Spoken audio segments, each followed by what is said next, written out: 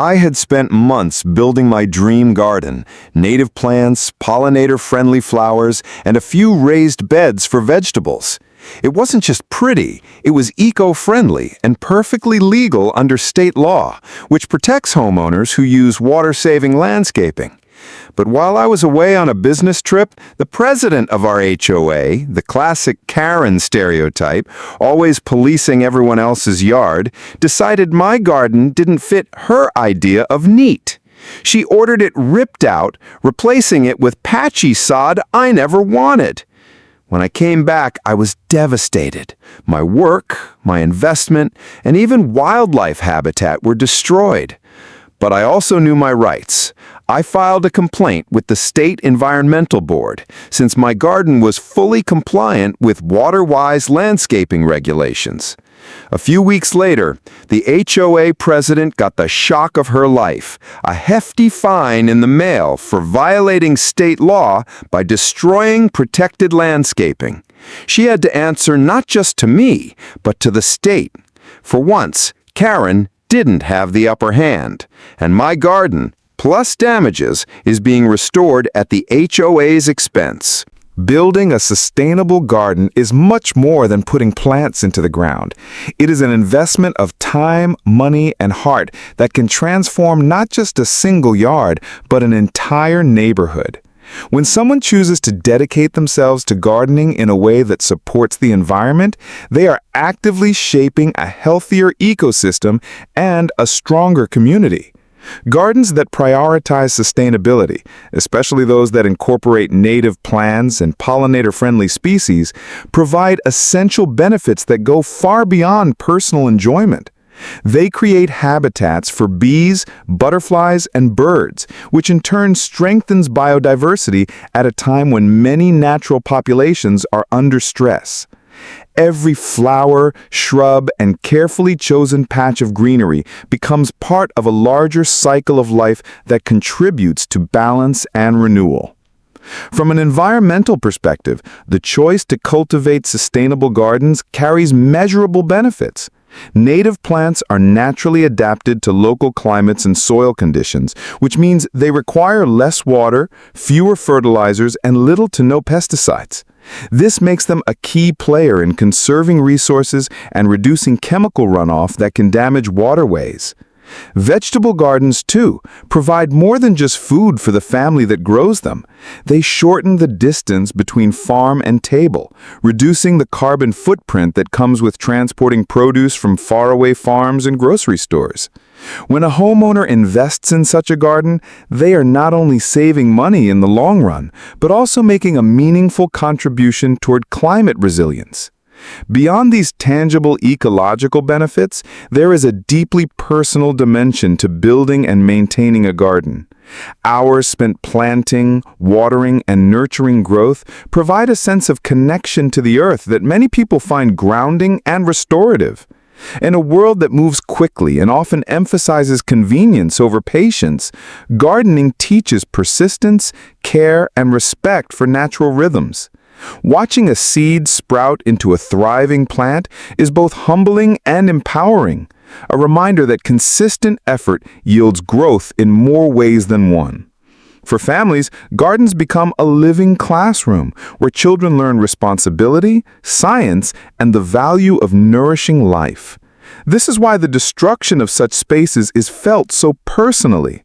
It is not just the removal of plants, but the loss of an emotional and educational investment. On a community level, sustainable gardens also help build bridges between neighbors. A front yard filled with wildflowers can spark conversations, inspire others to rethink their landscaping choices, or encourage local groups to promote similar practices. Community gardens take this even further by creating shared spaces where people can work side by side, share knowledge, and celebrate harvests together. These green spaces improve mental health, provide safe gathering places, and even reduce crime by fostering positive community ties. A single homeowner's decision to invest in their garden can therefore have ripple effects across the neighborhood, enhancing its beauty and livability. Economically, gardens can increase property values and attract buyers who care about sustainability. Many modern home buyers see eco-friendly landscaping as a desirable feature, and homes that conserve water or use drought-tolerant plants are particularly appealing in regions prone to drought. This means the investment in sustainable gardening is not just sentimental or ecological, but also financially wise. Over time, reduced water bills, less reliance on chemical fertilizers, and the added value to the property more than repay the initial effort and cost. Ultimately, the act of building a garden is an act of stewardship. It reflects a commitment not just to one's own enjoyment, but to the well-being of the larger environment and community.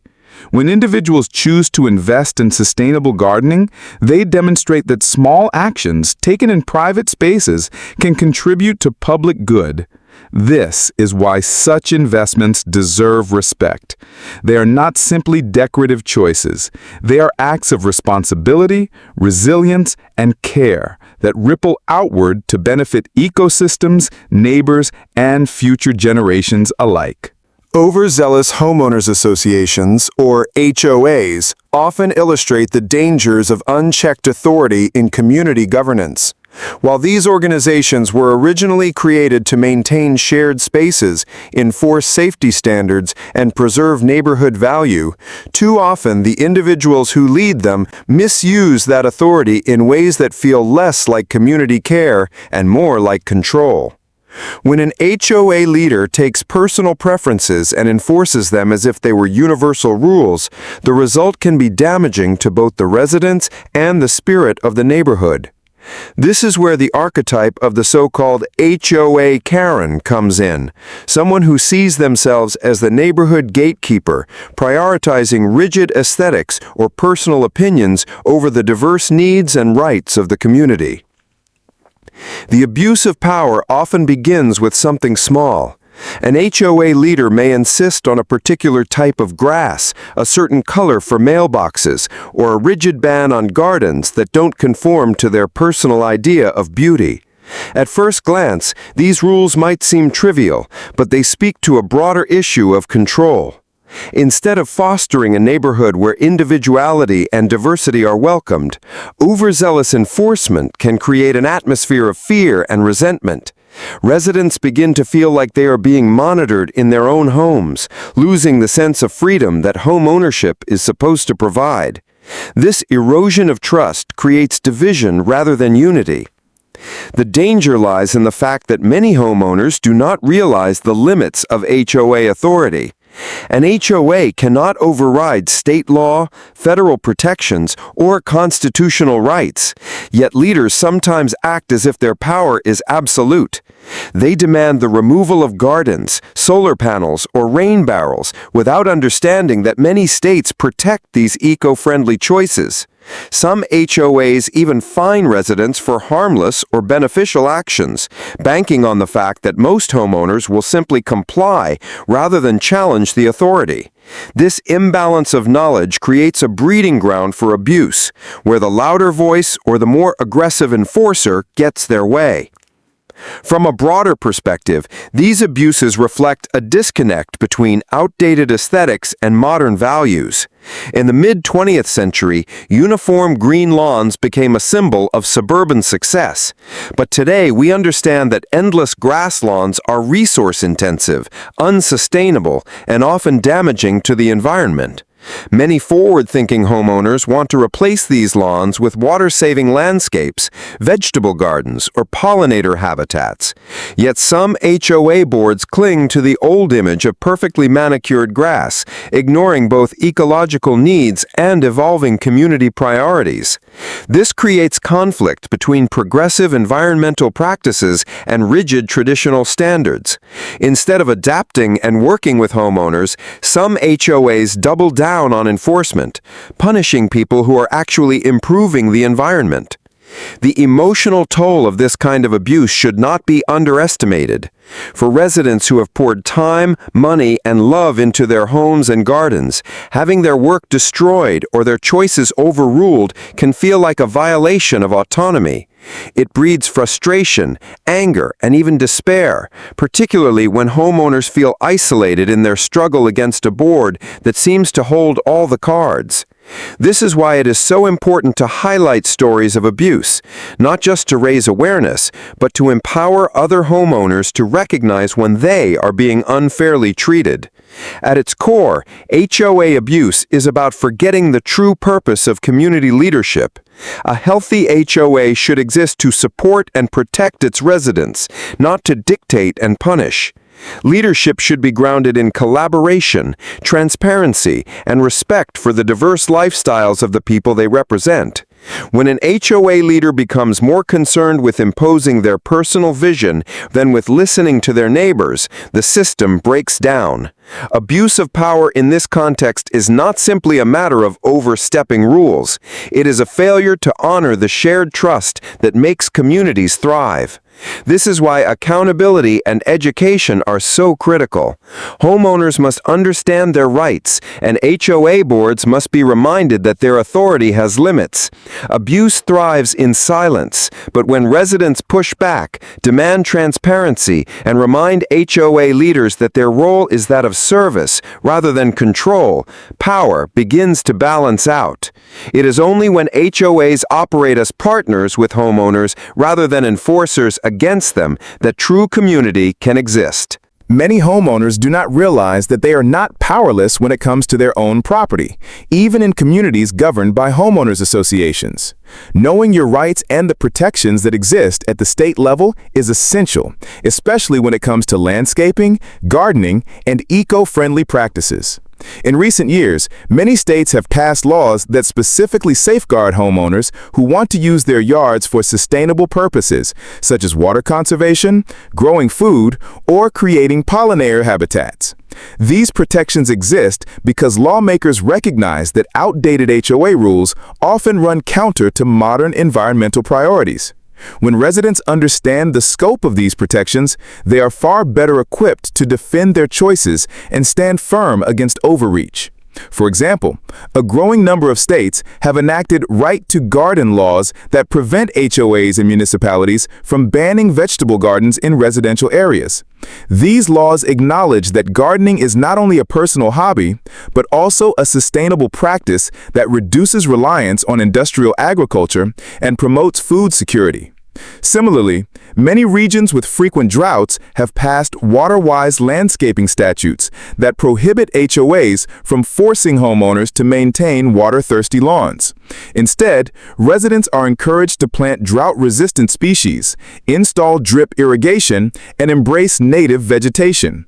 These legal protections mean that when an HOA demands the removal of such landscapes, they are not only being unreasonable, they are often breaking the law.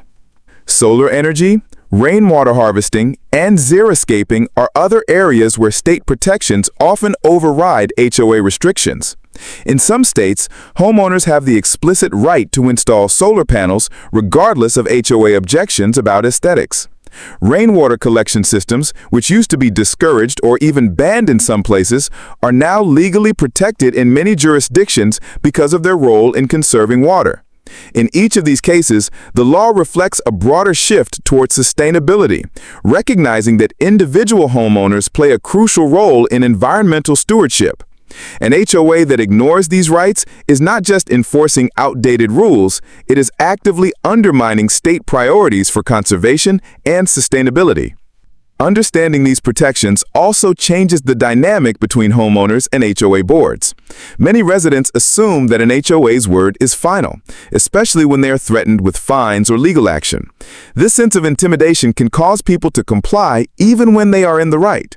But once homeowners realize that the law is on their side, they are empowered to challenge unfair enforcement. Filing a complaint with the appropriate state agency, presenting legal documentation at an HOA meeting, or even simply informing the board of the law can shift the balance of power. Knowledge turns the tables, making it clear that homeowners are not passive subjects of HOA control, but active participants with enforceable rights. It is also important to understand that HOAs are still bound by principles of fairness and due process. They cannot impose arbitrary rules or selectively enforce guidelines against certain homeowners while ignoring others. If a rule disproportionately targets one type of resident or penalizes sustainable practices that are legally protected, the HOA risks facing legal consequences. Courts have repeatedly sided with homeowners when HOAs overstep their authority in these areas. This body of legal precedent strengthens the protections already in place, showing that challenges are not only possible but often successful. Educating yourself about your rights is not only about self-defense, it is about preserving your investment. Homes and gardens are significant financial and emotional investments, and allowing them to be controlled by misinformation or unlawful enforcement undermines that investment. By staying informed, homeowners also contribute to broader cultural change. Each time a resident stands up for their rights, they push communities closer to embracing sustainable living as the norm rather than the exception. Over time, this creates neighborhoods that are not just governed by rules, but shaped by shared values of resilience, responsibility, and respect for the environment. Accountability is the cornerstone of any fair system, and when it comes to homeowners associations, accountability ensures that no individual or board can misuse their authority without consequence. Too often, HOA leaders operate under the assumption that their power is unchecked, issuing fines, making demands, or taking actions that stretch far beyond their legal authority. But the truth is that HOAs are bound not only by their own governing documents, but also by state and federal laws. When they ignore these boundaries, they can be held accountable, and in many cases, the law does not hesitate to impose consequences. The story of an HOA leader ordering the removal of a legally protected garden highlights exactly why accountability matters and how justice can be served when overreach occurs. One of the clearest forms of accountability comes through state fines or penalties. When an HOA acts in violation of state law, such as removing protected landscaping or denying the installation of solar panels, it risks legal and financial repercussions. These fines are more than symbolic. They send a message that individual preferences cannot override broader public policies that prioritize sustainability, fairness, and property rights. For a board member who has grown accustomed to exercising unchecked authority, receiving a fine in the mail is often the first realization that their power is limited. It creates a moment of reckoning where the HOA must confront the fact that its decisions are subject to oversight and enforcement beyond the neighborhood. Accountability also restores a sense of balance for the homeowner. When someone invests time, effort, and money into building a sustainable garden, only to see it destroyed by an HOA's unlawful action, the emotional toll is immense.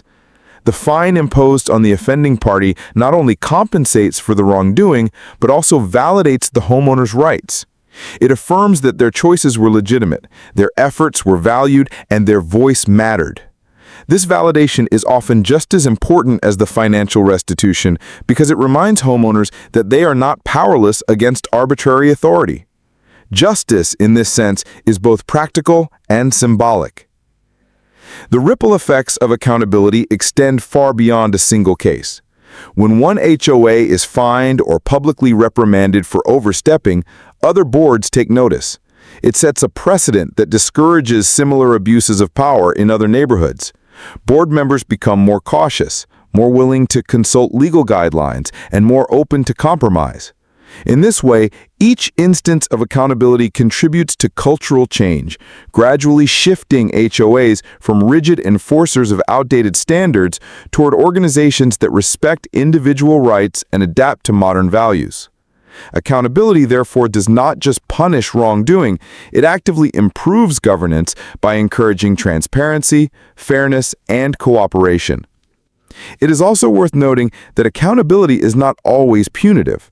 Sometimes the process of holding an HOA to account results in positive reform. Homeowners who challenge unfair rules often end up inspiring amendments to governing documents, new sustainability-friendly policies, or the election of more balanced leadership. In these cases, accountability serves as a corrective force that strengthens the entire community. Instead of eroding trust, it rebuilds it. demonstrating that when residents stand up for their rights, real change is possible. For homeowners, the lesson is clear.